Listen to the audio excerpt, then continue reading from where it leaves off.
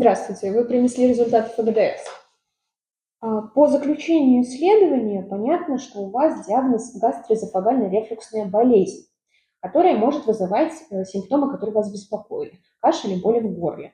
Также выявлен хеликобактер пилори, это бактерия, и мы будем ее лечить.